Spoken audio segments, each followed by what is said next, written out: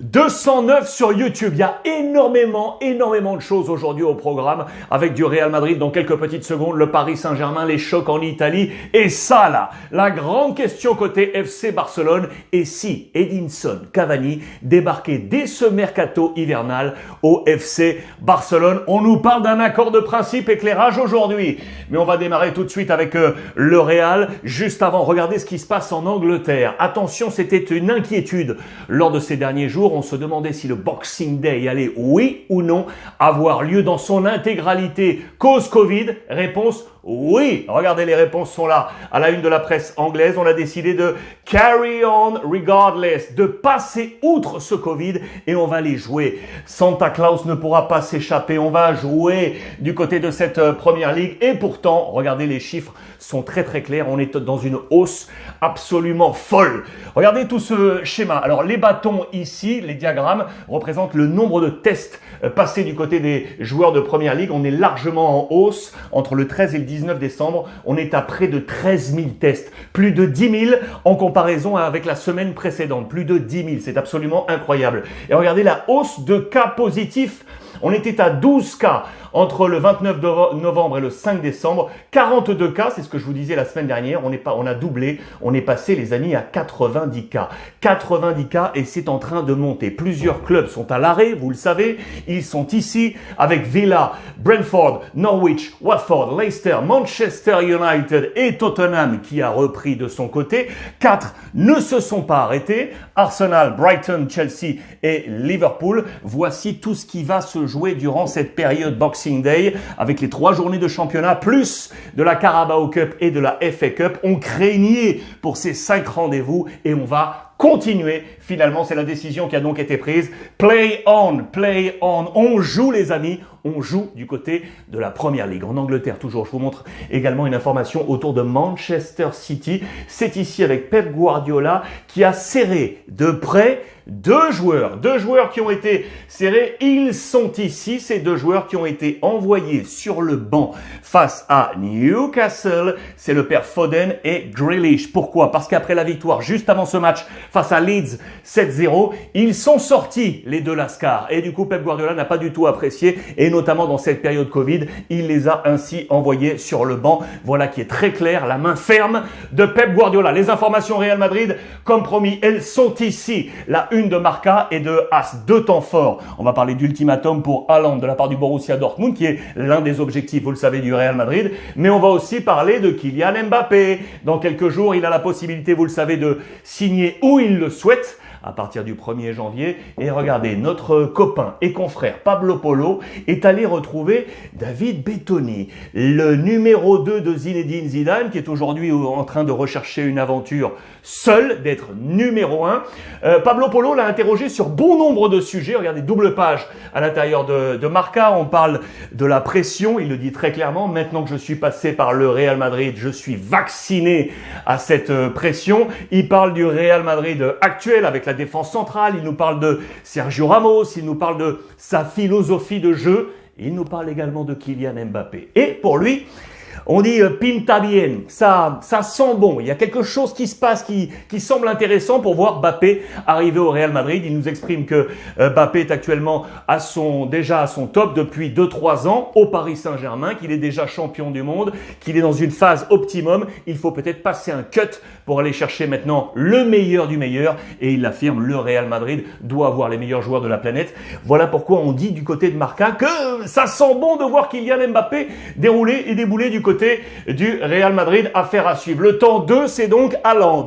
On parle d'ultimatum. C'est le Borussia qui va placer cet ultimatum. C'est dans les colonnes de As à Haaland. Il arrive en fin de contrat, lui aussi. Et là, on s'interroge. Le Real Madrid est l'un des clubs intéressés par Haaland. Je vous ai parlé hier de la bonne relation entre Perez et Watzke, le CIE du Borussia. On nous dit très sincèrement que il pourrait éventuellement rester un an de plus encore et que le Real Madrid serait OK pour qu'il reste un peu et puis finalement peut-être trouver un protocole d'accord pour arriver en 2023. C'est une affaire à suivre pour le père Haaland côté Real Madrid. Encore 2-3 petites infos à vous montrer sur le Real parce que demain il y a un match intéressant face à l'Athletic Bilbao. Vous savez qu'on est dans la course à ce titre de champion d'hiver. On veut mettre à distance notamment le FC Séville. On va y revenir parce que Séville joue ce soir face au Barça. En attendant, pour jouer face à Bilbao, on va compter sur Courtois. 5 clean sheets consécutifs pour le père Courtois. S'il démarre face à l'Athletic Bilbao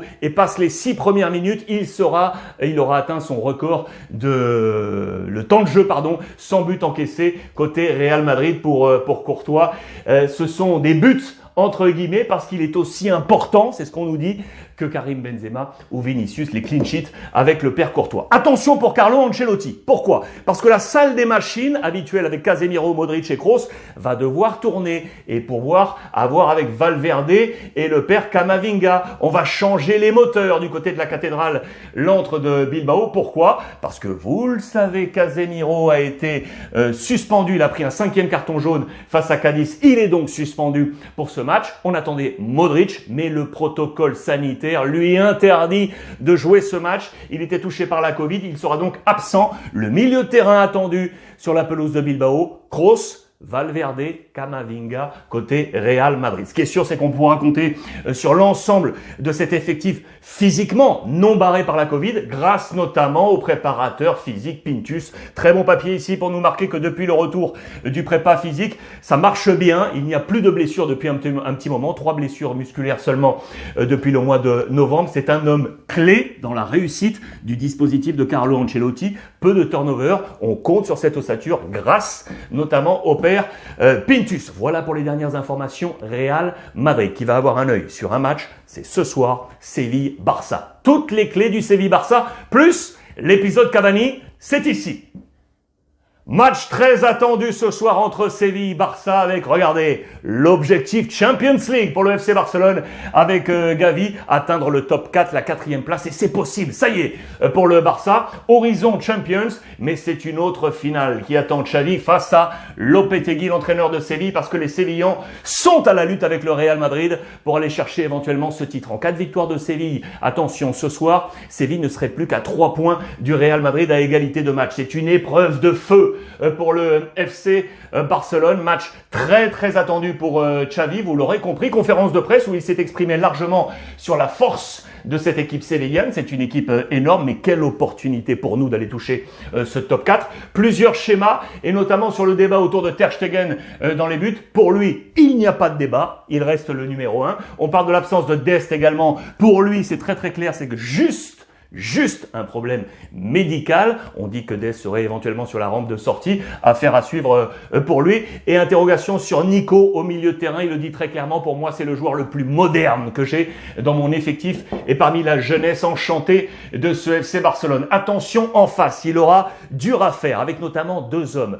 Rakitic, l'ancien du Barça qui est en pleine forme. Une 2e jeunesse pour lui qui va devenir le joueur le plus capé en Liga des joueurs balkans. Souvenez-vous de Djukic qui était du côté du Deportivo La Corogne ou encore de Valence. Eh bien, il va le dépasser aujourd'hui. Numéro 1 des joueurs attendus face au Barça. Le numéro 2, c'est lui, Lucas Ocampos, décisif face à l'Atlético Madrid. Mais attention, il avait été touché. Il est, comme on dit en Espagne, entre des cotons, algodones, pour savoir s'il va jouer ou non dans les plans de Lopetegui. Match très attendu avec le Français Koundé. Bien évidemment, quel sera le 11 dans ce match côté FC Barcelone? Le Barça qui pourrait enfin, avec Xavi, enchaîner 2 victoires consécutives. Ce serait une première pour lui. Il devrait compter sur Piqué et sur Nico. Voici ce 11 de départ attendu face à ce bloc défensif sévillan. Je vous ai fait un zoom avec donc le père Koundé ici, le Français qui devrait être sur le flanc droit de la défense avec Rekic et Diogo Carlos. Côté Barça, on nous dit Ter Stegen, Piqué, Araujo, l'Anglais, le Français, Busquets, donc Nico, Gavi, Jugla, les jeunes sont là. Jordi Alba qui navigue un peu dans toute cette zone. De Jong et Ousmane Dembélé qui serait là également. Plan attendu ce soir 21h30. Je vous promets peut-être un petit débrief sur YouTube. On verra ça tout à l'heure. En attendant, et sur le mercato. Et si Cavani arrivait au mois de janvier prochain, l'information elle est ici. Voilà, regardez. On nous parle d'un principe d'accord entre Cavani et le Barça, entre le joueur et le Barça. On ne parle pas encore de Manchester United qui, vous le savez, est dans une incertitude. Est-ce qu'on va lui donner la carte de liberté ou non au père Cavani? Tout dépend également de l'avenir de Martial. Le Français va-t-il filer à Newcastle? Si c'est le cas, on devrait retenir Cavani qui ne filerait ainsi pas côté FC Barcelone. Et du coup, on parle d'alternatives comme Timo Werner. Mais on nous dit très clairement que Cavani est OK avec le Barça pour arriver dès le mois de janvier pour les 6 derniers mois, plus un an et demi de contrat pour Edinson Cavani, éventuellement pour arriver du côté du FC Barcelone. Très très intéressant. Ce qui est sûr, c'est que le Barça, vous le savez, a besoin de liquidité. Là, on nous parle d'un coût zéro pour Cavani. Besoin de liquidité, notamment avec la sortie de Coutinho. C'est très très clair, c'est une sortie qui s'annonce imminente. Tout est entre les mains de l'agent de Coutinho, les discussions avec le FC Barcelone. Ce qui est sûr, c'est qu'on va garder la jeunesse, bien évidemment. Je vous en parle depuis maintenant de nombreuses journées. Gavi, 17 ans. On est en train de parler de renégociation, de prolongation de contrat. Une priorité, vous le savez, absolue pour le Barça. Il a un contrat jusqu'en 2023 et une clause à 50 millions d'euros, soit très accessible pour les autres clubs du continent européen. Affaire à suivre côté FC Barcelone. Tenez, le Barça également avec les filles. C'était le tirage au sort des quarts de finale de la UEFA Women's Champions League avec, regardez en quart de finale, le Classico Real Barça. Il y a également du Arsenal face à Wolfsburg et les Françaises sont là. L'Olympique Lyonnais face à la Juventus et les Parisiennes du PSG face au Bayern Munich. Ça s'annonce haletant du côté des filles de la Champions League. Info Atlético Madrid également à vous montrer parce que là, ça va pas très très bien pour l'Atlético. Vous le savez, avec 3 défaites consécutives. C'est une première là pour El Cholo Simeone et notamment des points perdus en fin de match. On craque dans les 5 dernières minutes. C'est l'une des plus mauvaises équipes de la Liga avec Mallorca, Grenade et la formation de Cadiz. 6 points perdus dans les 5 dernières minutes. C'est vraiment à corriger du côté de l'Atlético Madrid. Et comme la situation semblait difficile, elle est pire maintenant avec l'absence également de Llorente qui doit mettre un terme à l'année civile 2021. Il ne jouera plus en 2021. Il est touché. Il faut dire que Llorente n'est pas forcément dans une grande forme cette année. Il est loin de son calibre de la saison passée. À ce même stade de la compétition la saison passée, il avait déjà inscrit 6 buts et donné 4 passes décisives. Cette année, regardez, solo ha dado un gol, une seule passe décisive pour Llorente. Il est l'une des incarnations de ce temps moins bon pour l'Atlético Madrid. Comme lui là, le père Joao Félix, situation très très difficile, même si Griezmann n'était pas là pour le dernier match, il avait donc toute la possibilité de briller, le nouveau numéro 7 de l'Atlético Madrid. Il n'y arrive pas, il n'y arrive plus. Il n'y arrivera-t-il une fois? En tout cas, ce qu'on nous dit, c'est que l'agent de Joao Félix aimerait éventuellement le faire sortir pour le relancer du côté de l'Atlético. On aimerait encore le garder. On pense que ça va matcher. En attendant, situation très très difficile pour l'Atlético Madrid. Et si on allait faire un point et un bilan des 6 premiers mois du Paris Saint-Germain, est-ce que c'est du plus ou est-ce que c'est du moins? Ici, regardez, à la une de l'équipe, un bilan des 6 premiers mois du PSG, toute compétition confondue, avec un très bon titre. PSG, Paris, secret et grincement. Icardi et Neymar en illustration de cette tendance du Paris Saint-Germain en page intérieure aux villes lumières et d'ombre. Les lumières, bien évidemment, avec du Mbappé étincelant, avec le ballon d'or de Lionel Messi, mais également des situations d'ombre. La relation entre Pochettino et la direction sportive incarnée par Leonardo et son adjoint Angelo Castellazzi. Vous savez qu'on en discute. On parle également de l'attitude de Neymar à certains moments de 6 premiers mois où on a pensé que le Paris Saint-Germain pouvait éventuellement le sanctionner. C'est un point d'ombre évoqué. On parle également de la complémentarité ou non des 2 gardiens de stars entre Donnarumma, fraîchement arrivé, vous le savez, et le père Keylor Navas. On nous dit que la relation se serait refroidie ces derniers jours. Tout ce qui se passe également du côté d'Icardi avec son épouse Vanda sur les réseaux sociaux, ce qui se passe également avec la défense du Paris Saint-Germain qui prend pas mal de buts, ça, ce sont plutôt des zones d'ombre. Je vais vous donner une zone de lumière qui est très intéressante. C'est la signature dans un instant du contrat d'un petit jeune côté Paris Saint-Germain. Très intéressant à suivre parce que demain, le PSG joue sur la pelouse de Lorient. On devrait avoir du temps de jeu d'ailleurs pour des joueurs qui en manquent. Je pense notamment à Icardi qui pourrait sortir, vous le savez, du PSG. On pense à Ramos qui est revenu, ça y est, avec des bonnes minutes lors du match de Coupe de France. Intéressant justement face à Lorient, je vous en parlais, il est là. Regardez, ça c'est la nouveauté Paris Saint-Germain. Bichabou qui est là, qui est un record de précocité. Il est rentré à la 75e minute en remplacement de Presnel Kimpembe dans ce match de Coupe de France. Et regardez, c'est un record de précocité. Le plus jeune joueur du Paris Saint-Germain a débuté sous ce maillot à 16 ans, 7 mois et 3 jours. Il devance dans cette précocité Kingsley Coman, Didier Domi, Nicolas Anelka ou encore Bartholoméu Ogbeche. Voilà la nouvelle jeunesse triomphante du Paris Saint-Germain. C'est une affaire à suivre. C'est un match demain face à Lorient. Je vous emmène maintenant en Italie. Je vous ai dit qu'il y avait beaucoup de choses aujourd'hui. Et attention parce que là, on va parler d'un pacte. Le pacte Scudetto du côté de l'Inter. Voici la une de la presse italienne avec ce patto Scudetto, ce pacte entre la présidence de Zhang et monsieur Simone Inzaghi. Les boules de Noël parce que ça marche bien. L'Inter est champion d'hiver, leader devant le Napoli, Milan, Atalanta et l'AS Roma. La Juve est ici, on va y revenir. Ce pacte Scudetto, incroyable. La relation aujourd'hui entre Zhang qui fête aujourd'hui son anniversaire. 30 ans président de l'Inter. 30 ans président de l'Inter.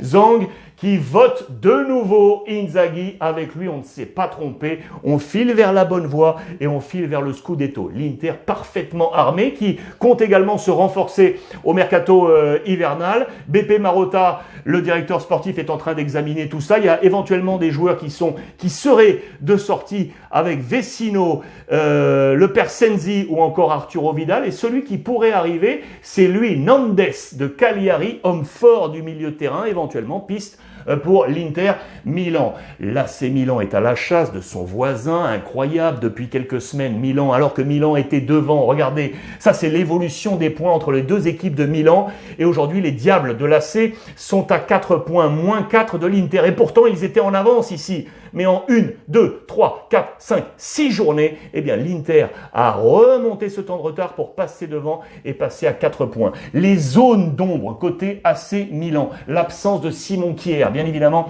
en défense centrale, le Danois. On parle également de la disparition du petit Diaz au milieu de terrain qui apportait énormément dans le jeu.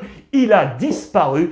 En dehors des radars, on attend de retrouver sa forme absolue. On parle de l'attaque également entre Zlatan et Olivier Giroud et on s'interroge du coup sur ces renforts âgés. L'âge de ces deux attaquants aujourd'hui, peuvent-ils encore apporter pleinement à l'AC Milan? Et on s'interroge sur Kessié, prolonge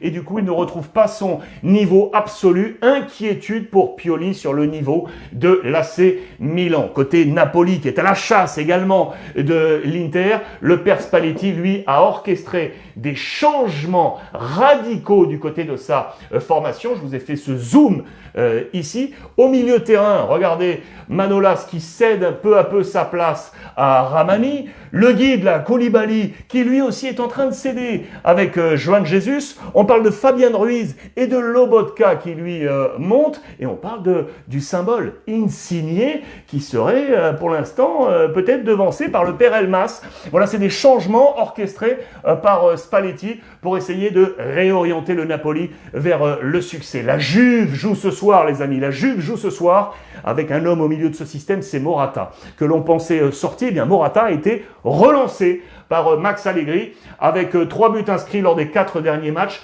plusieurs formules différentes, 3 attaquants, 2 attaquants, lui seul en attaquant de pointe. À chaque fois, il est présent et il est en train de trouver des solutions. C'est un match intéressant ce soir face à la formation de Cagliari où il y a des gros changements avec notamment des hommes forts qui sont sur la voie de sortie comme Godin ou Caceres. Comment va jouer la Juve pour ce match? C'est très attendu. Morata serait ici, cette fois dans le schéma A3 avec Keane et Bernardeschi. La Juve qui est là aussi en train de s'activer sur le marché des transferts pour ne pas commettre une nouvelle erreur. On fait un bilan sur les dernières saisons des 500 millions entre guillemets gaspillés. 500 millions d'erreurs. Voilà, on estime que que tous ces joueurs arrivaient à des gros prix. On s'est trompé du côté de la Juve. En tête de liste, on parle de Higuaín, 122 millions. Douglas Costa, 87. Arthur, 85. Bernardeschi, 73. Kulusevski, 49. Ramsey, 44. Piaka, 32. Rabiot, 29. Et on parle de Romero, 10. 500 millions d'euros d'erreur. Alors on met ça en parallèle, bien évidemment, avec la somme qu'on avait lancée pour Cristiano Ronaldo, mais là, avec succès. Peut-être pour un seul homme, mais avec succès. Comparaison avec ces 500 millions qu'on estime gaspillés. Voilà les amis pour ce point média de ce mardi. Je veux terminer avec ça parce que, vous imaginez ce photomontage-là, si cela devenait réalité, ça aurait quand même de la gueule. Ça aurait de la gueule de voir Edinson Cavani avec le maillot du FC Barcelone. Merci les amis, une nouvelle fois de votre fidélité.